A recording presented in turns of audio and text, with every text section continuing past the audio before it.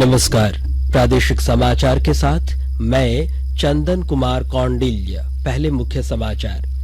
केंद्रीय शिक्षा मंत्री धर्मेंद्र प्रधान ने शिक्षा मंत्रियों के 2 दिनों के सम्मेलन का गांधीनगर में किया उद्घाटन। कहा, नई शिक्षा नीति से शिक्षा तंत्र को मजबूत करने में मिलेगी मदद।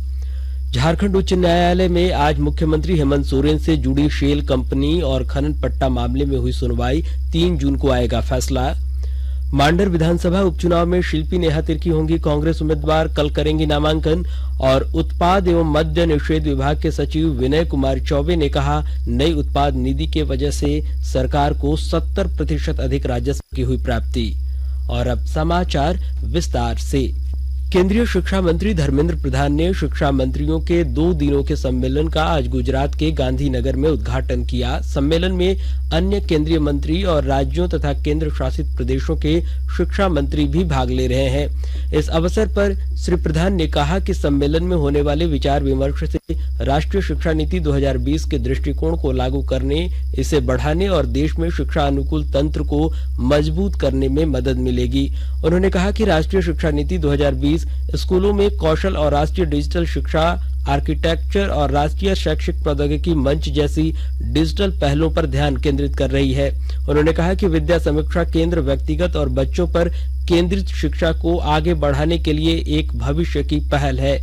केंद्रीय मंत्री धर्मेंद्र प्रधान ने आज राज्यों और केंद्र शासित प्रदेशों के शिक्षा मंत्रियों के साथ विद्या समीक्षा केंद्र और international automobile centre of excellence का दौरा किया। मत्स्य पालन, पशुपालन और डेयरी मंत्री पुरुषोत्तम रूपाला ने भूमि और जल संरक्षण के लिए प्राकृतिक खेती के अभिनव तरीके अपनाने का आह्वान किया है। श्री रूपाला ने आज नई दिल्ली में आयोजित 75 उद्यमियों के सम्मेलन और 75 देशी पशुधन नस्लों की प्रदर्शनी के उद्घाटन सत्र को संबोधित किया। उन्होंने कहा कि सरकार पशुपालन क्षेत्र के लोगों के हितों के लिए काम कर रही है। श्री रूपाला ने कहा कि सरकार की नीतियों की वजह से ही पशुपालन क्षेत्र 8% की विकास दर से आगे बढ़ रही है। इधर सूचना और प्रसारण मंत्रालय में सचिव अपूर्व चंद्रा ने कहा है कि डायरेक्ट टू मोबाइल और 5G ब्रॉडबैंड के कन्वर्जेंस से देश में ब्रॉडबैंड सेवाओं और स्पेक्ट्रम के इस्तेमाल में सुधार आएगा।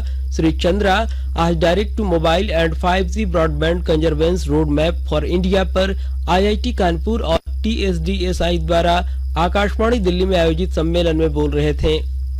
झारखंड उच्च न्यायालय के मुख्य न्यायाधीश डॉक्टर रवि रंजन और SN प्रसाद की खंडपीठ ने आज मुख्यमंत्री हेमंत सोरेन से जुड़ी शेल कंपनी और खनन पट्टा लीज मामले की सुनवाई की।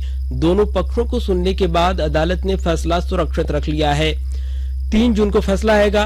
अदालत ने सिर्फ मुख्यमंत्री हेमंत सोरेन, उनके भाई बसंत सोरेन और उनके करीबियों के शेल कंपनी में निवेश के मामले में याचिका की वैधता पर सुनवाई की है। सुनवाई के दौरान CGI तुषार मेहता, ACGI प्रशांत पल्लव, महाधिवक्ता राजीव रंजन एवं पीयूष चित्रेश और अमृतांश वत्स मौजूद रहे। सर्वोच्च न्यायालय के वकील कपिल सिब्बल ने सरकार और हेमंत सोरेन का पक्ष रखा। उन्होंने पूर्व के कोर्ट के आदेश और याचिकाकर्ता की विश्वसनीयता पर सवाल खड़े किए। सिब्बल ने कहा कि तथ्यों को छिपाने के कारण याचिका को खारिज कर देना चाहिए।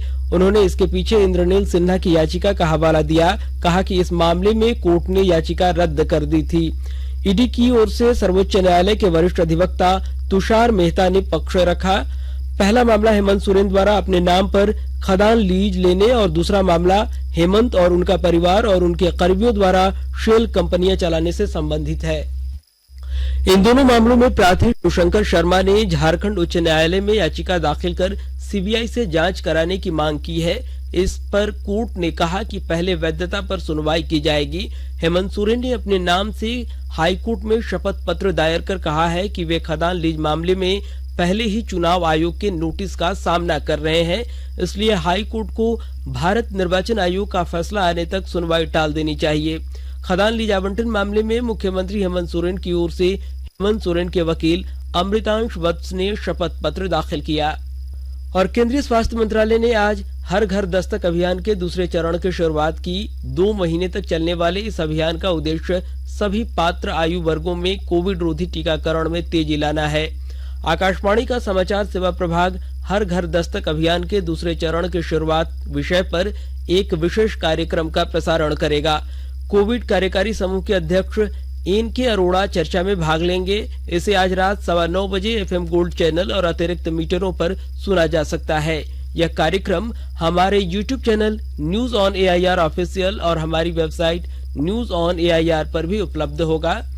और आकाशवाणी के ताजातरीन समाचारों के लिए आप हमारी वेबसाइट newsonair.com पर लॉग ऑन कर सकते हैं। ताजा समाचार Twitter handle @AIR news alerts और Facebook page All India Radio news पर भी उपलब्ध है। आप प्रादेशिक समाचार एकांश के ट्विटर हैंडल @AIR news_रांची और फेसबुक पेज, इंस्टाग्राम पेज और YouTube channel AIR news Ranchi पर भी हमारे बुलेटिन सुन सकते हैं।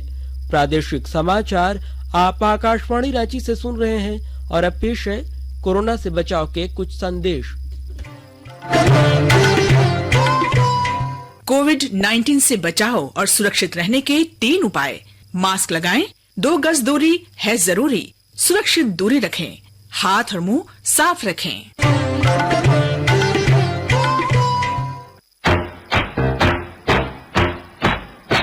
चलो मिलकर एक शुरुआत करें, चलो एक फैसला आज करें, मास्क नहीं तो टोकेंगे, कोरोना को रोकेंगे, चलो एक वादा करते हैं, चलो एक वादा करते हैं, मास्क नहीं तो टोकेंगे, कोरोना को रोकेंगे।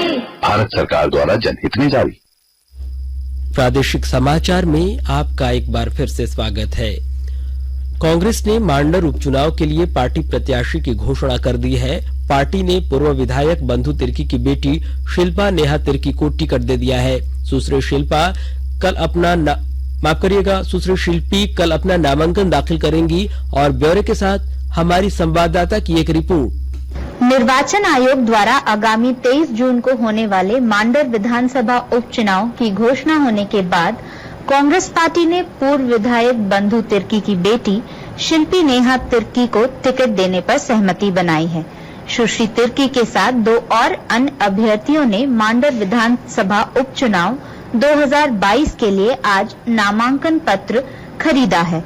फिलहाल चुनाव आयोग की अधिसूचना जारी होने के तीसरे दिन तक किसी भी अभ्यर्थी ने नामांकन दाखिल नहीं किया है।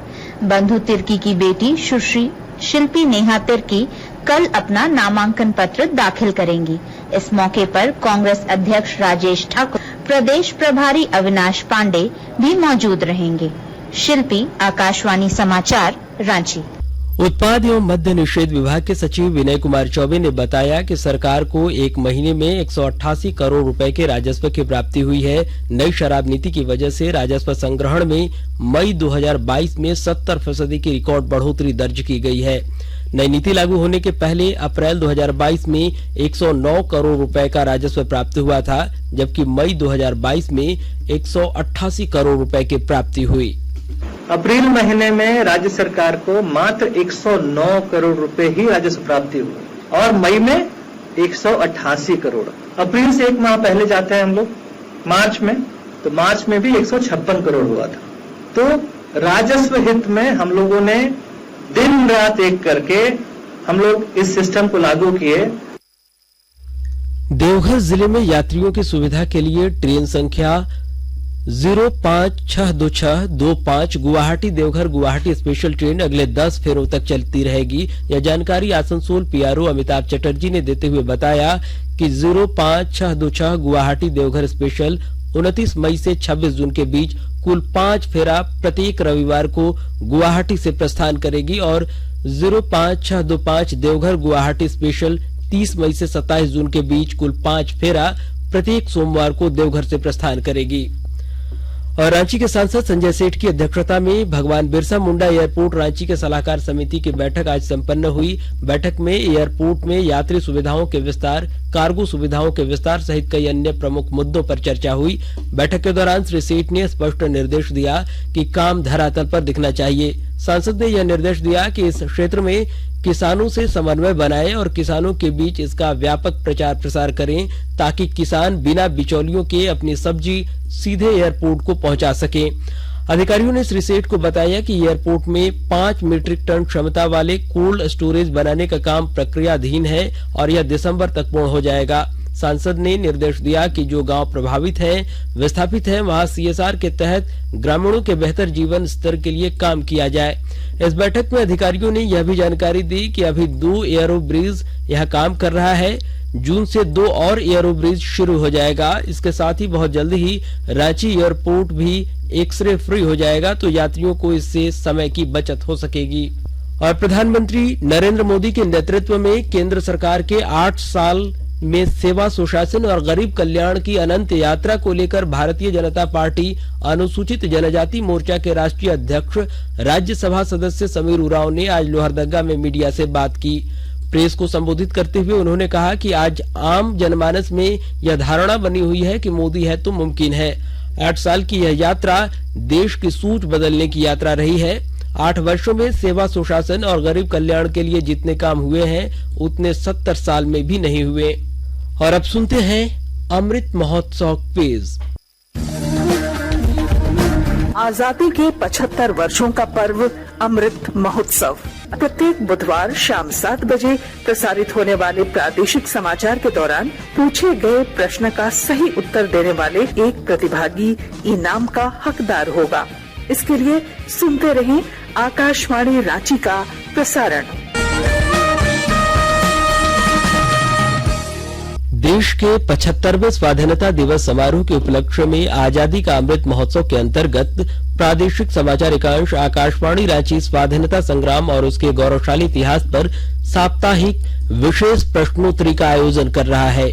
यह क्विज 15 अगस्त 2022 तक प्रत्येक बुधवार को शाम 7 बजे प्रसारित होने वाले प्रादेशिक समाचार में शामिल होगा।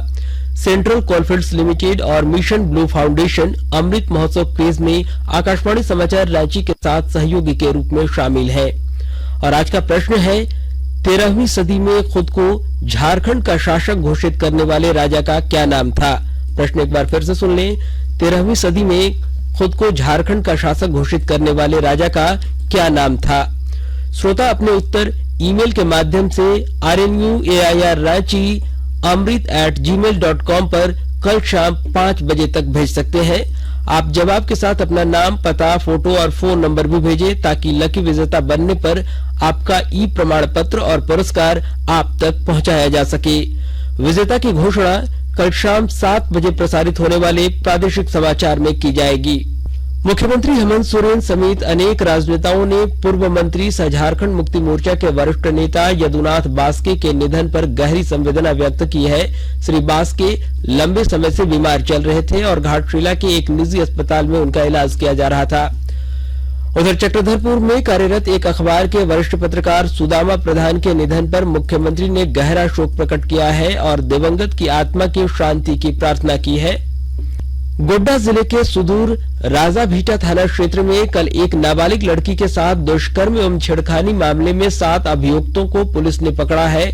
पीड़ित लड़की की मां ने इस घटना की सूचना पुलिस को दी। गोड्डा पुलिस अधीक्षक नाथू सिंह मीणा ने त्वरित कार्रवाई करते हुए अनुमंडल पुलिस पदाधिकारी आनंद मोहन के नेतृत्व में पुलिस की एक बड़ी टीम का गठन कर छापेमारी के बाद आज 7 अभियुक्तों को पकड़ लिया है।